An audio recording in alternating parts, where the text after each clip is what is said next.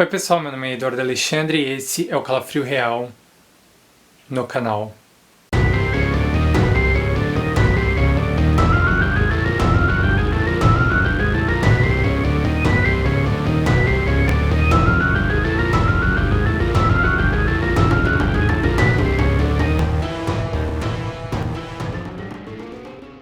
Hoje um caso muito interessante, um caso de desaparecimento assim que marcou história no Brasil há 35 anos atrás. O desaparecimento do escoteiro Marco Aurélio Simon.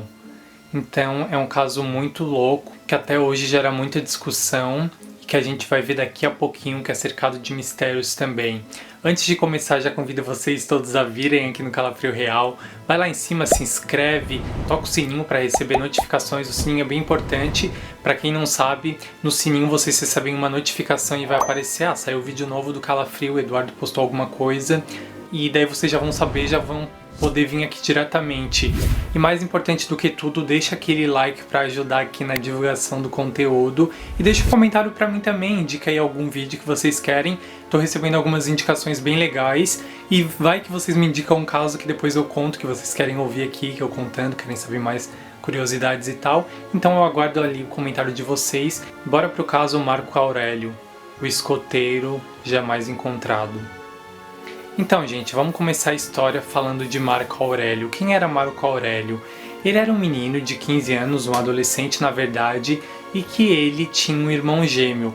E os dois, eles nasceram no ano de 1970. Quando eles nasceram, o Marco Aurélio já era o filhinho assim mais frágilzinho, mais pequeno e tal. Mas com o passar dos anos, ele se tornou um menino muito forte. Quando ele era pequeno, os médicos até chegaram a pensar que ele poderia não resistir, mas ele resistiu, virou um menino cheio de saúde, um menino assim, normal, né, tem seus problemas, mas que ele era saudável, inclusive ele era escoteiro.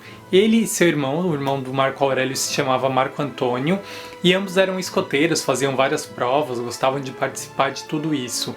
Então chegou um momento ali que eles estavam prontos para ser promovidos escoteiros sênior, que era uma categoria acima do que eles eram. Então eles começaram a se preparar para a prova. Porém, o irmão do Marco Aurélio, o Marco Antônio, ele começou a ter alguns problemas e ele precisou fazer uma cirurgia. Então, antes dessa cirurgia, ela estava marcada, ele tinha que fazer um resguardo ali pré-operatório. Antes da cirurgia, ele precisava se resguardar um pouco, não podia fazer esforços físicos. Pelo que eu lembro, era algum tipo de cirurgia na perna, não lembro muito bem. Não encontrei muito esse fato, foi o fato mais isolado que eu encontrei de informação.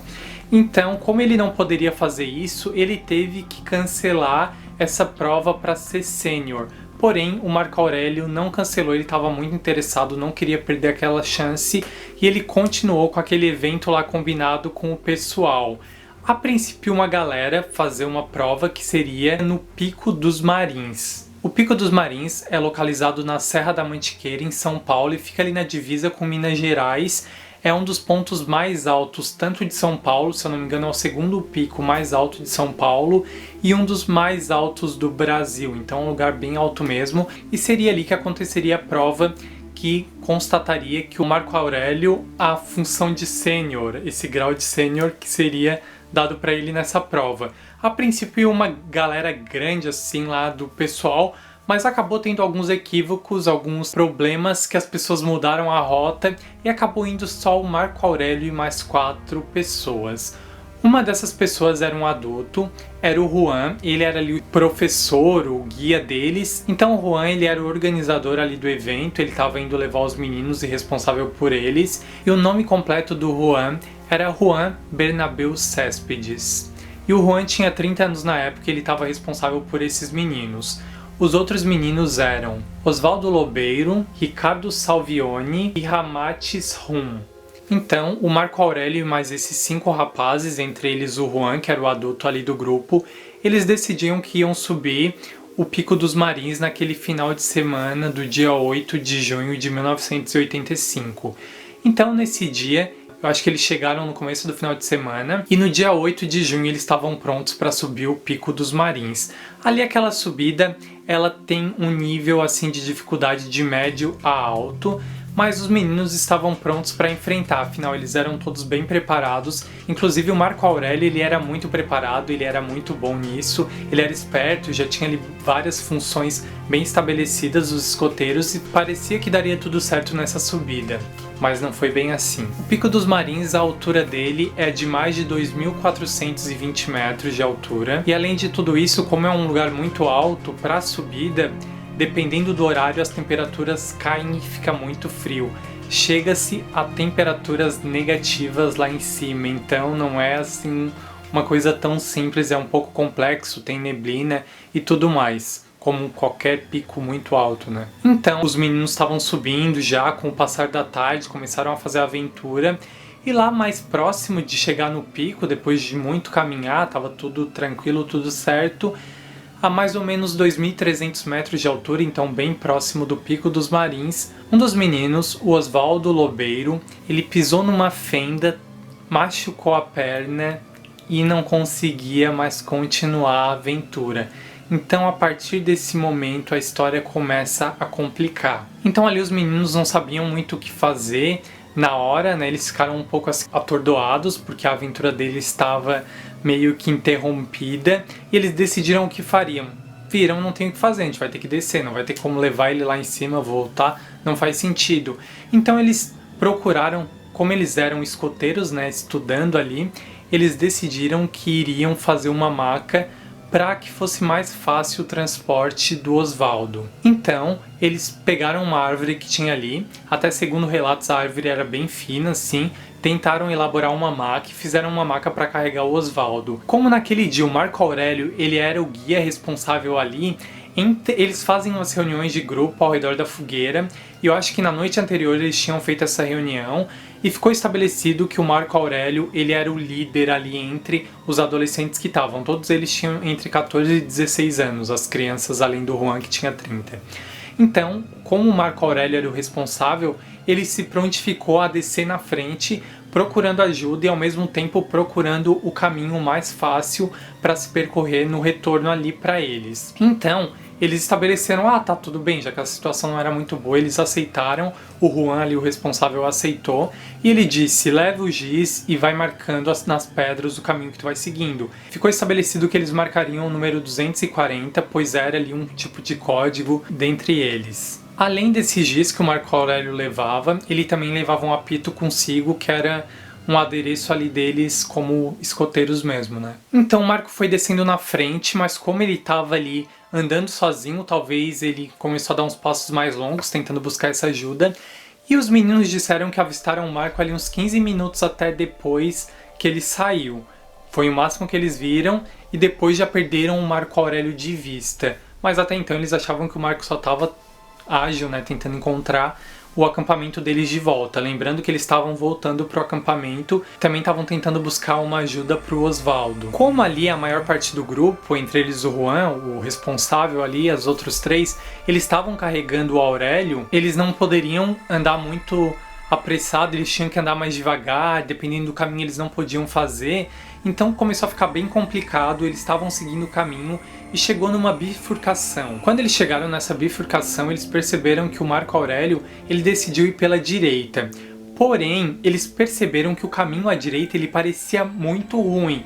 Parece que tinham desníveis, eles estavam descendo e lá o terreno é meio assim, tem bastante desnível. Então o Juan decidiu que eles deveriam ir pela esquerda, que seria mais fácil para carregar o Oswaldo, e ele também acreditava que chegaria num ponto, as duas rotas ali da bifurcação iam se encontrar. Porém, isso não aconteceu. Então os meninos ali percorreram aquele lugar, porém eles nunca chegavam. Nunca chegavam por quê?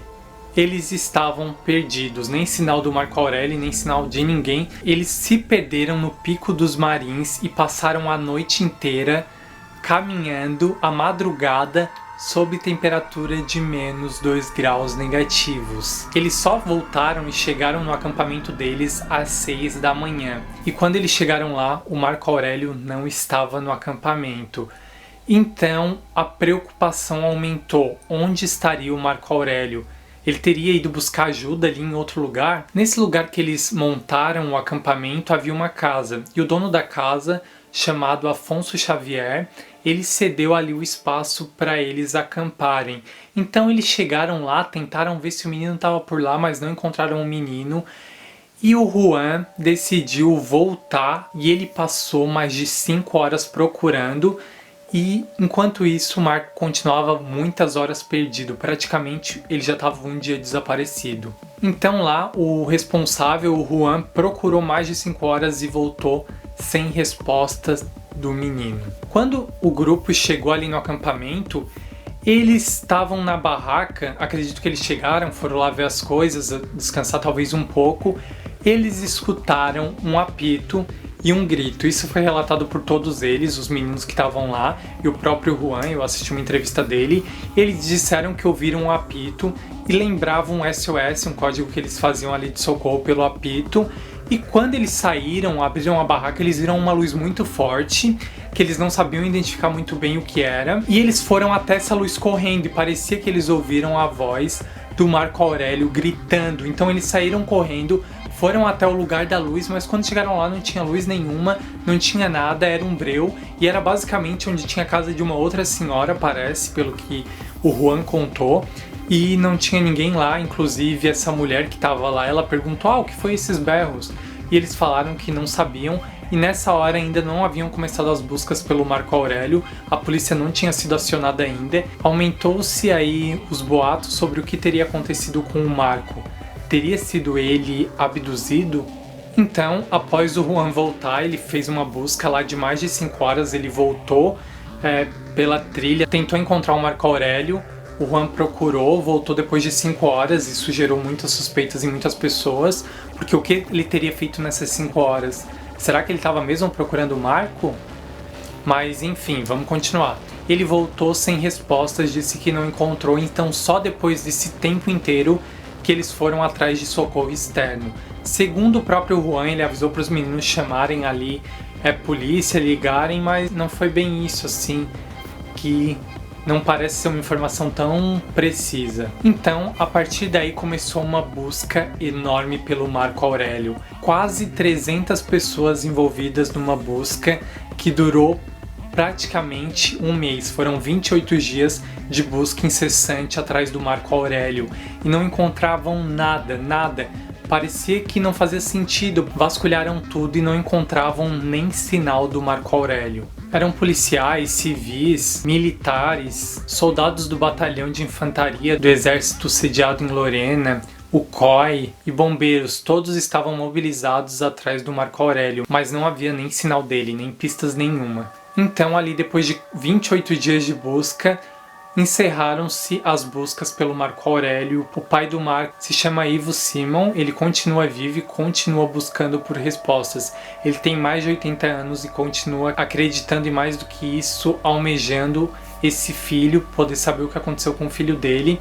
Então o pai dele era jornalista, eles tinham assim uma vida financeira boa e ele deu de tudo, ele fez de tudo para encontrar o Marco. Eles espalharam mais de 30 mil cartazes. Então, o pai do Marco Aurélio, ele fez de tudo assim para encontrar o filho dele. Ele deu uma recompensa, inclusive, na época, de 2 milhões de cruzados, alguma coisa assim, que equivaleria a uns 50 mil reais de hoje em dia. E ele fez de tudo, gente. Até hoje ele continua dando entrevistas para canais de TV para ainda tentar fazer com que o filho dele seja encontrado. E como ele tem um filho, o outro filho dele, o outro gêmeo, o Marco Antônio, então eles ainda têm uma esperança de que, pela semelhança do Marco Antônio, eles possam encontrar o Marco Aurélio, saber o que aconteceu com ele, se ele estiver vivo ainda, né? Então o caso foi muito triste, passaram-se assim muitos anos, depois abriram a investigação em 2005, se eu não me engano. Teve 2 livros que foram lançados muito interessantes, que falam bem detalhadamente sobre várias versões do inquérito, mas nunca se teve um desfecho do caso. Mas tem algumas questões que vale a pena a gente abrir aqui sobre o caso, do que poderia ter acontecido, as hipóteses do caso do escoteiro Marco Aurélio. Por exemplo, uma das vezes que eles estavam, isso foi relatado pelo Juan, aquele responsável mais velho, que inclusive foi tido como um dos suspeitos. Ele disse que quando eles estavam tomando banho de rio, quando eles voltaram para o acampamento, as coisas estavam reviradas, isso antes do Marco desaparecer, né, com certeza. Eles disseram que as coisas estavam bem reviradas, assim, parecia que alguém tinha mexido lá nas coisas deles, tudo fora do lugar. Ele fala até que tinha uma manteiga, um pote de manteiga que estava mordido. Então isso é uma coisa estranha, talvez fosse um tablete de manteiga que estava mordido, que daí dava de perceber. Quando eles voltaram naquele dia que o Marco desapareceu, eles desceram ali pro acampamento. Quando eles chegaram, ele falou que também notou que tinha sido ali mexido nas coisas e que a mochila do Marco estava fora da cabana e ela estava meio aberta com as coisas jogadas. E exatamente a mochila do Marco. Teria o Marco chegado ali até o acampamento? Ele teria revirado aquelas coisas procurando algo ou alguém estava revirando as coisas dele? Teve aquele lance das luzes estranhas ali no Pico dos Marins, para vocês terem uma ideia. Ele é conhecido como um lugar assim de um magnetismo diferente por pessoas que acreditam em ufologia e tal, e até realmente tem alguns fatores que acontecem lá. Disseram que as bússolas lá elas ficam meio desgovernadas e tal, que sugere esse magnetismo muito estranho lá. E muito se acredita na teoria de que o Marco possa ter sido abduzido porque aconteceu um grito que a voz se assemelha muito à do Marco. Além desse grito do Marco, também aconteceram essas luzes inexplicáveis, que não pareciam luzes das casas, eram umas luzes mais potentes, e o apito de SOS, que também deveria ser do Marco, porque ele estava com apito. Possivelmente poderia ser do Marco, né? Não era do Marco, porque não tem como provar. Então muitas pessoas acreditam no fator extraterrestre, que ele foi abduzido, que ele foi raptado por extraterrestres, que seria ser abduzido, né?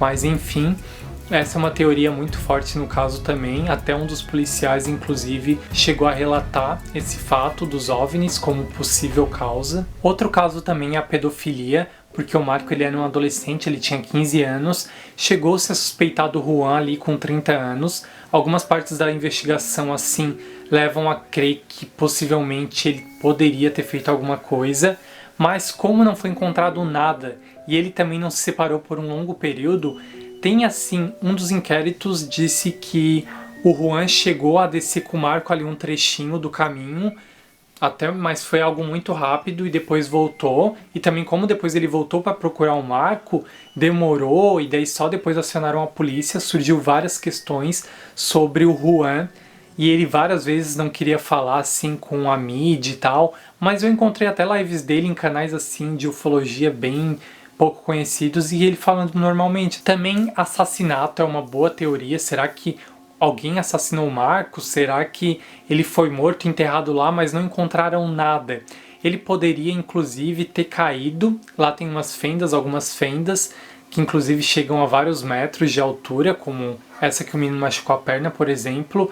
Ele ter caído numa fenda, mas as procuras foram muito fortes e eles não encontraram nenhum indício, que é estranho. Outra hipótese é que o Marco possa ter sido comido por um animal selvagem. Ser atacado é até normal, mas quando é comido assim, é muito difícil que não tenha nenhum rastro de sangue, de roupa, de ossos. Então todas as teorias elas não conseguem ser completamente eficazes no caso do Marco. É um caso extremamente esquisito. Então, nada responde totalmente o que aconteceu com o Marco Aurélio naquele dia 8 de junho de 1985.